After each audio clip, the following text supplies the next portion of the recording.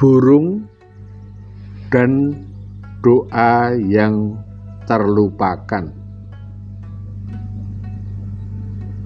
Burung-burung hinggap entah kemana saat ranting dan pohon tinggal cerita.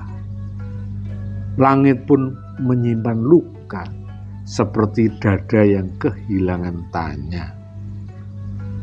Orang-orang menepi ke hutan sunyi, mencari Tuhan lewat dalil-dalil lagi. Bukan lewat jubah, bukan lewat bunyi, tapi dalam detak, dalam nafas yang hening sekali.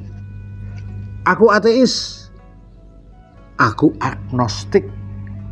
Begitu suara-suara bersaing dalam kegelisahan. Sementara John Lennon membisikkan pelan, God is a concept. Namun konsep pun bisa lapuk dimakan keinginan. Di balik keraguan dan agitasi, ada yang masih menyala pelita di dalam hati. Bukan Tuhan di langit, tapi Tuhan yang bersembunyi di denyut diri sendiri. Don't believe in God, kata mereka. Namun aku percaya Tuhan tak butuh dibela, tak butuh dikenalkan lewat nama.